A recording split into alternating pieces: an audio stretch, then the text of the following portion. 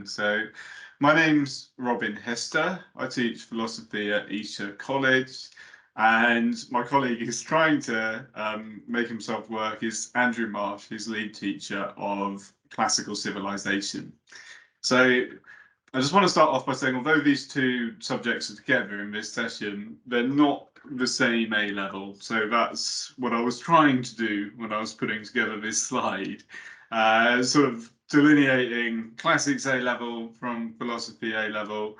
And the idea is that we'll say a little bit about both of those A levels in the next 25 minutes. So I'm going to start off with just a question that I saw coming through from, I hope I'm saying this right, Grania.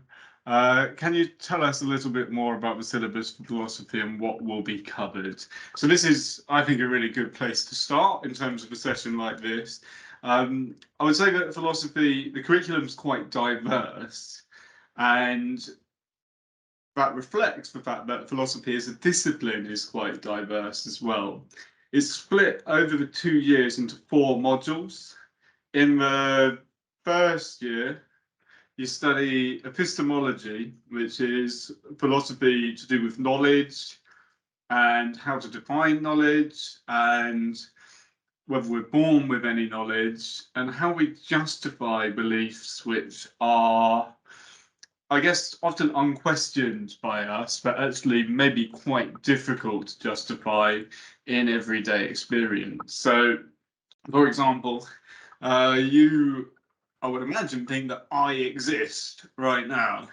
But I guess if you're going to be really skeptical, you might say, well, I'm online, I'm on Microsoft Teams, I can see this guy talking into a camera on a microphone. And it appears that he exists, but I might be some kind of avatar or something like that. You might say that there's no sort of definitive proof that Robin Hester exists. So you look at arguments like that, and then I guess it's important to think, well, what do we really mean when we say we know things, and to come up with a solution that fits with our everyday language. Like, I think I know that Andrew exists, although he keeps glitching, like a glitch in the Matrix. But maybe, yeah, so I think, I think it's reasonable to say I know that Andrew exists and all of you exist, or even though you're on the screen, but actually thinking about what we mean by that and how what we would accept as reasonable justification. The second module is moral philosophy, which I think lots of you, well, all of you would have considered at some point in your general lives, but some of you would have looked at, you do a kind of RSA level or something like that.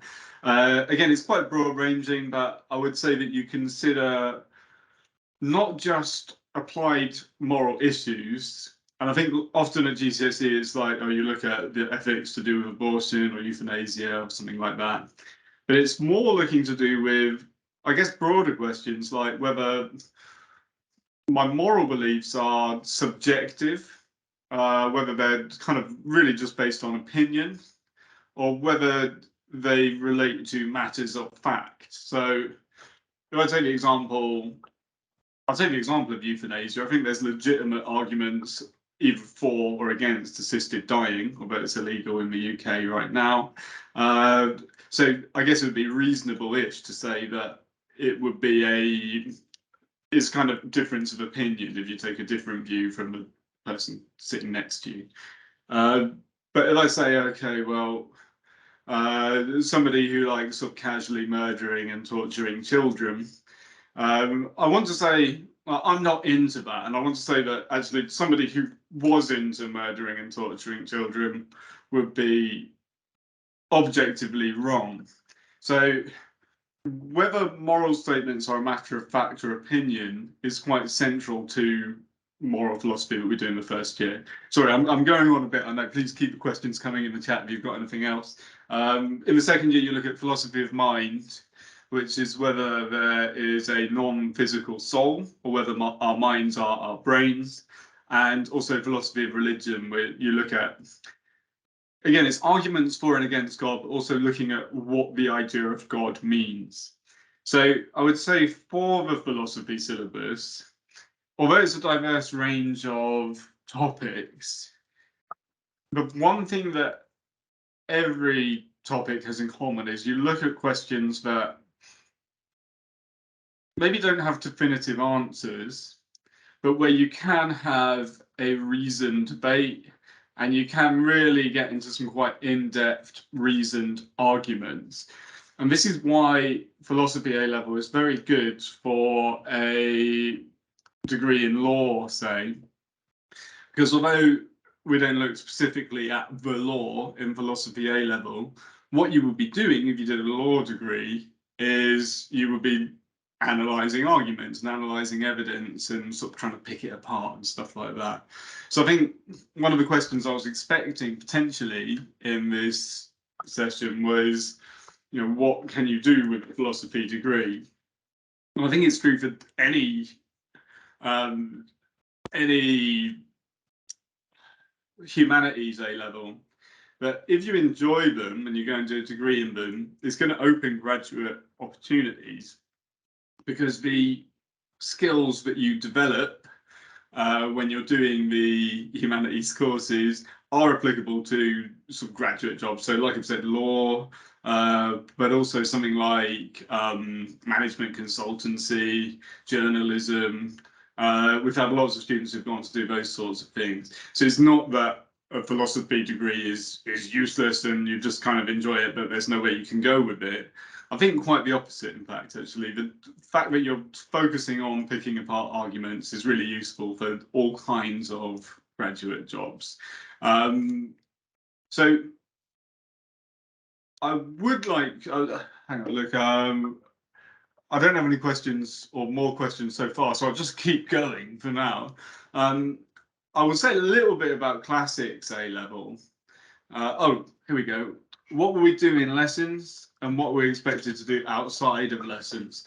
My colleague Andy is here. I'll just take that question, Julian. That's a very good question in terms of thinking about it. So the way that lessons work is that I would say it's a mixture of discussion, but also learning about what philosophers have, or how philosophers have developed their ideas throughout the history of philosophy. And I guess what we're preparing you to do is answer both questions that assess your knowledge. So there is still quite a lot to learn in terms of the syllabus. So you would learn, you could get questions say, well, outline Descartes' ontological argument or something like that. You need to have learned that. But then the discussion and the knowledge feed into the more tricky and perhaps more exciting discipline of writing essays. So there's lots of essays, like sort of practice essays that we do over the years, and that's a really important skill to develop for the exam. So the discussion and the learning, what feed into that and what feed into the assessments. So I think the classes are usually quite lively, and I would say that, yeah, they're quite open in terms of discussion, but there is certainly stuff to learn as well. We have got lots of good resources, so you wouldn't need to buy a textbook or anything like that. And you would, what was I going to say? Yeah, I think you could expect to have fun, but it's not just a matter of sort of debating your opinions in lessons. Quite a few more questions have come in. How demanding is the philosophy A level at ESHA compared to other A levels, for fear of students overloading themselves with too many heavy, very intense workload? I mean, what I'd say about that, Sarah, and thank you for your question, is that I guess I'd look at it in terms of results. And last year, philosophy's results were very good. I think we've got something like 60 or 70% A star A and B grades. So I wouldn't worry about that. I mean, I do think that any A level is challenging in terms of workload.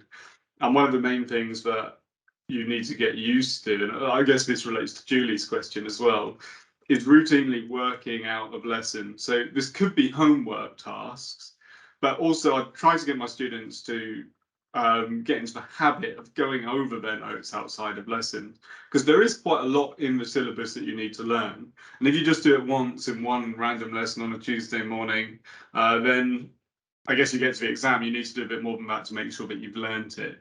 But I certainly wouldn't be put off by the heaviness of philosophy or classics either, which we'll get to in a second. But yeah, I would say, yeah, it's challenging, but it's definitely achievable, which is reflected in our results as well. Now, there's a couple of classics questions here. This is Andrew Marsh. Hello, having some everyone. technical issues before. Sorry about the tech faff. So do you go into any ancient Greek philosophers up to current, and what is involved in the classics course? Yeah, so the classics course, in a nutshell, or in a sentence, it's the history, literature, art, and philosophy of the ancient Greek and Roman world.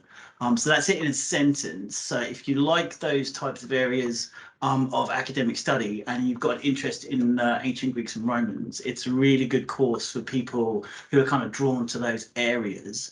And we do several of the ancient philosophers within that context. So certainly we look at quite a lot of Plato, so we read quite a few of Plato's dialogues, but we also look at Greek philosophy more generally in terms of the Stoics, and trace the Stoics up to Roman Stoicism, which is quite different from the Greek creators of the doctrine. The trip in the bottom left is Mycenae. That's a group of students sort of like posing at the Lion Gate of Mycenae, Agamemnon's mythological like kind of palace complex. They're all waving at you there, having a lovely time. Wonderful.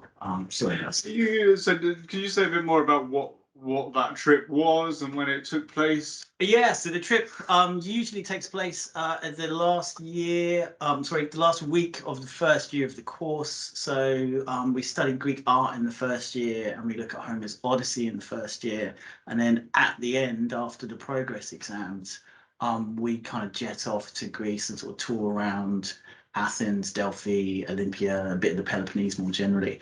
So it's kind of like a nice way to like finish off the year, but also like to flesh out the stuff that we've looked at like during the course of the academic year. So it's quite exciting. I'm going to just take RG's question in terms of the philosophy course as well, because I think it applies to both classics and philosophy. I would say that there are some ancient philosophers in the philosophy syllabus. So we make a reference to Plato in one of the first year modules and his epistemology. And there's also a module on Aristotle and his moral philosophy. That said, the focus of the philosophy course is more on what's known as the early modern period of philosophy that starts with René Descartes, who philosophized in the 17th century. He's here, like you can see me draw on his face. Nice. So yeah, if you're really interested in ancient philosophers and classics, A levels probably more applicable. But of course, you can do them both if you want to. The philosophy exam. There are 2 3-hour exams which determine your grade in the end, which sounds quite intimidating. But the good thing about it is that I think when people do the philosophy exams in the second year, they're really at their best in terms of the way they can construct arguments and essays, because they've had so much practice. And also the first year exam and the second year exam are structured in exactly the same way, which means that if you're practicing answering 12-mark questions for moral philosophy, the technique is quite similar for the other modules as well. How do the exams work in classics, Andrew? Essay-based exams, 3 exams at the end of 2 years, 1 for each of the units we study. So 1 for the Greek art, 1 for the epics, the literary unit, and 1 for the philosophical unit. So it's really like essay-based, really. You're going to be practicing, going to be writing, going to be reading quite a lot of essays within the 2 years of the classics qualification. Mm-hmm. Good. I'm going to take RG and P. White's questions together, I think. So how many hours of lessons a week do you do for both subjects, and how many hours homework would you be expected to do for philosophy and classics? I think that with any A-level or any BTEC course, the college expectation is that you should put in 10 hours per week per subject. So that includes lesson time, which would be 4 hours and 20 minutes for each lesson. For each subject. And then, so then about the same time again, I guess, in terms of homework. I think it works differently in different subjects for how the homework works. I tend to focus on assessment style tasks for homework in philosophy, but I also do ask students to go over their notes outside of class. Again, like I was saying before, so you can really sort of solidify the content we've gone through in class, which can be quite, like the pace can be quite difficult, I guess, at times, and it is important to make sure you're not just turning up to the lessons and doing nothing outside of lessons. How's homework work in classics, Andrew? Yeah, broadly similar. But at the same time duration, certainly you want to spend on it. So 10 hours per week per subject. But that will be in classics, it will be reading tasks, research tasks, as well as like planning essays, writing essays, like a number of assessments like that. So again, not unmanageable, but like Robin's point is key. It's consistency across the 2 years of the course is what the college like expects of its students, and if you're to do well, that's what the students that do well will adopt. If you don't go on the classics trip, would you be missing out on any content? No, not content. No, you wouldn't be missing out on any content. You wouldn't be disadvantaged in any way at all. And it's not mandatory, like, obviously, because it's a paid trip. And so obviously, like, you know, some people will be able to, some people won't. So you won't miss out on anything vital. But it is like kind of a lovely way to like put the stuff that we look at into like more solid context, perhaps. But you wouldn't be like punished or like kind of in any way unjustly treated by not going. Okay. I like F's question here. This is quite interesting. Are the skills involved in philosophy that can be translated to STEM? Now, STEM being, hang on, I want to say science, technology, and maths. They talk about STEM subjects. I feel like I should know what the acronym stands for. I think something. No. What I would say is, I mean, not directly, to be honest, but I would say that historically lots of philosophers were mathematicians, including Descartes, who's on the screen, but also Bertrand Russell, who we look at in well, most of the modules, advanced to philosophy of maths. And we might get a chance to talk a bit about someone called Kurt Gödel at some point as well. And again, I think one of the good things about the philosophy course is it's very based on reason and what makes strong arguments. So in science, technology, engineering, maths, thank you. So I think that, yeah, I have taught a lot of students that do maths. I think I've taught a lot of students who've done maths and physics as well. I know you need to do maths and physics to go and do an engineering degree. I think if STEM is your focus and you're doing 3 A levels, it's a possibility you could do, I don't know, maths, physics, or maths, chemistry, or chemistry, biology, and then one humanities subject like philosophy and classics. But really, it's down to you. And I would recommend thinking about what you want to do in the future, but also choosing subjects that interest you. And I don't think there'd be a problem with doing 2 sciences and philosophy. And I think that philosophy does complement science subjects, although maybe there's not many direct links. Will you have one teacher or multiple? I think usually in philosophy, we have shared classes. So usually you'd have 2 teachers in philosophy. The way that works is that one teacher will teach one of the modules and the other teacher will teach another one of the modules. In the first year, it's moral philosophy and epistemology. So for example, it might be me teaching you moral philosophy and Andrew teaching you epistemology, potentially. In classics, again, it might be shared sets. There's another classics teacher as well called Guy, or you might just get one teacher, which would be very likely to be Andrew, who's the only full-time classics teacher at ESA. Sorry to talk for you. That's quite all right. I think that's quite all right. What are your average class sizes for both philosophy and classics?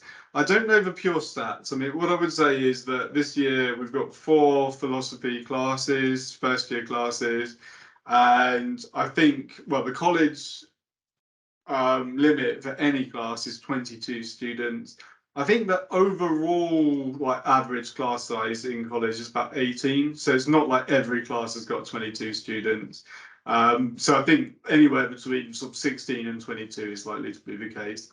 How about in classics? I'm not sure. There are 3 groups of first year classics students. One of them has 19 in, the other 2 have 18 in. So as Robin was saying, kind of rare that you would go over 20. So really like 18, 19 you're looking at. Something that interests me about classics is it's kind of a mix of disciplines. It's not just a history course. What sort of other elements do you look at? Well, as I was saying earlier, it's like history. So if you like history, or were used to history at school, it's very much the same sort of skill set that you will use. But if you like English lit, so all of the stuff that we look at, the Greek stuff, the Roman stuff, all of it's in translation. So you don't need any Latin, you don't need any Greek. So all the stuff we look at is in translation. So you'll be analysing that, reading that, studying that as if it's like an English lit text. So you've got the historical stuff, the English lit stuff. We also do philosophical stuff, looking at Plato, looking at Seneca, looking at the Stoics. We also do art history. So quite a large part of the first year is to do with studying like Greek art. Hester's like, yeah, excellent circling. There was a vase there. I was just highlighting. Thank you can't you. see it. Yeah, it's tremendous. Yeah, so it's like a mix. It is a mix of like art, history, literature, art history, philosophy. What skills from GCSE classics are transferable to A level? That's a good question. It is a good question, and it's not so much. So like all the skills that you would have got at GCSE classics, like all of them are going to be useful in terms of like adapting to the A level. But really, what the GCSE classical civ is useful for is you'll be familiar with like the context in a way that students who haven't studied at GCSE won't be. So you'll know, you'll know what a polis is, you'll know what Pan-Hellenism is, you'll know the pantheon of Olympian deities and that type of thing. So it's not so much skill set; it's more like knowledge base. But that being said, you don't have to have studied classics at GCSE to do it at A level, because it's something that we do pick up quite quickly. I would definitely say it's like picking up on that in terms of philosophy. Often people ask, whether RS is good preparation for philosophy A level. And in a sense it is, but it's quite a different subject. I actually used to teach RS GCSE. And I guess what you don't get in philosophy A level is the studying of religious texts and religious practice. You do look at belief in God, but it's more like making sense of the idea of God and then analysing arguments for God, which are usually in philosophical texts rather than shown through religious practice. What's the overlap between philosophy and classical civilization? Good question, Claudia. I would say that there's very little overlap really, because the modules are quite different. So I've talked about the modules for philosophy. In terms of, we don't have that long, but in terms of like the first year in classics, what do you study? You study Homer's Odyssey in the first year, and you also study Greek art. But what I would say is, in terms of the overlap between philosophy and classical civ, the overlap really kind of comes from what Robin was speaking about in terms of the conceptual nature of philosophy. So in philosophy, you're going to be analysing arguments, like assessing which ones are strong, which ones aren't. And that skill, the ability to like kind of read texts and analyse the arguments within those texts, that is directly like transferable to the stuff that you'll be looking at in classical civ, where essentially you'll be like writing arguments and like kind of analysing arguments of scholars, etc. Will we study the religion and myth in ancient Greek and Roman society in classics? No, you'll do it in philosophy. Yeah, no, of course you will. Most definitely you will. It's all over all the units of the syllabus. But really, rather than like sort of looking at it in terms of, how many illegitimate children Zeus has, or, what type of arduous labours Heracles was like forced to perform, we'll look at those, but really you end up looking at the political and symbolic uses of myth, rather than just like kind of outlining the myths of stories in themselves. So the great answer is definitely that mythology is all over the course, but you kind of analyze it in slightly different, like kind of slightly more nuanced ways than you would have done at school, if that makes sense. Right, we're almost out of time. Thank you for coming. I hope it's difficult to know how these things translate onto Microsoft Teams. I think that philosophy and classics are both like tremendously fun subjects to study, and I hope that our enthusiasm for them has, at least in some ways, come across in the last 25 minutes. And thank you for coming, and good luck with your applications, and hopefully see some of you next year. Okay, bye for now. Bye. Bye.